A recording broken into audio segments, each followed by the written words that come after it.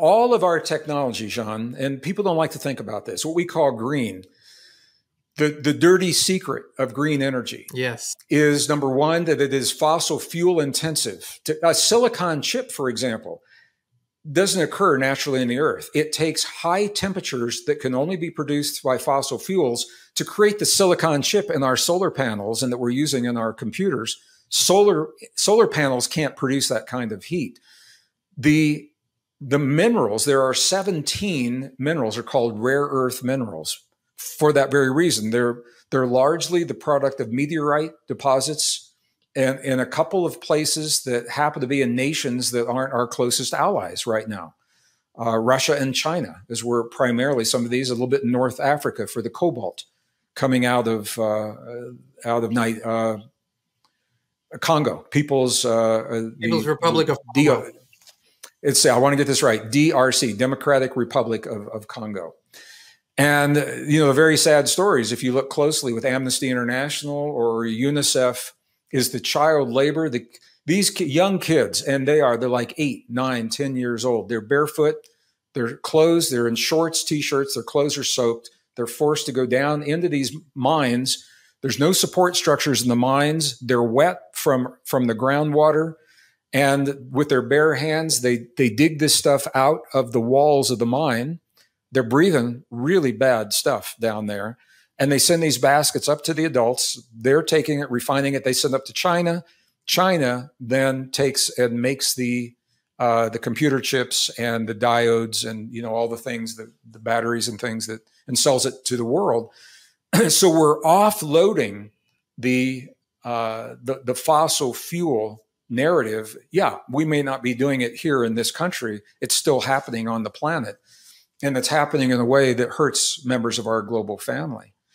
So it's a very complex story, but it's being driven by fear based upon false narratives and false information. So can we create energy without CO2 if we want? Yes. We've had the technology to do that for over 70 years. Oil is actually so precious.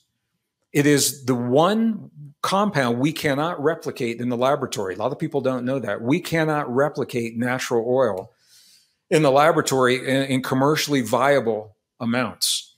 And we need to stop burning it because we use it in over 6,000 places in our everyday lives that cannot be replaced, including the components of the computer I'm talking to you on, and medical supplies and rubber hoses and tires for our vehicles and our cell phones, and agriculture.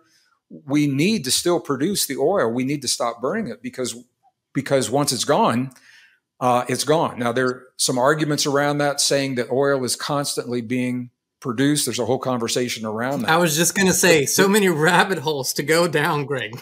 Yeah, well, I do videos on those, and there is some evidence that may be happening in some places.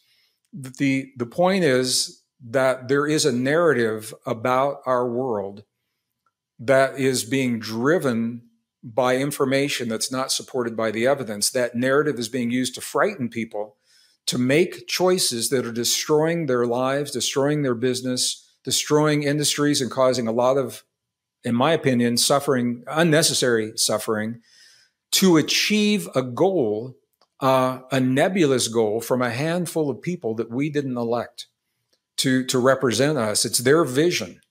And how that's happening and why it's happening, there's a whole story behind that.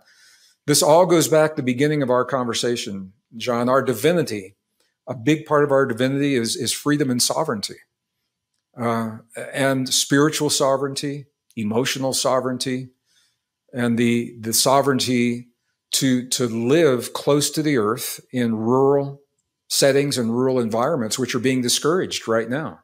We're being encouraged to centralize into communities and cities rather than living in the rural areas. And I'm hesitating because it's, what we call the rabbit holes. But the bottom line here is this: at any time, localized living is the way to go in community.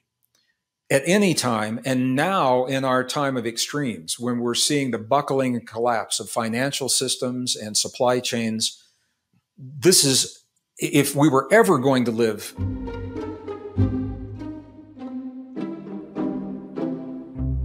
You deserve the truth, but big tech does not want you to hear it. So we built our own Inspired platform on theinspiredchannel.com. To watch the full video and more, just click the link in the video description or the pinned comment.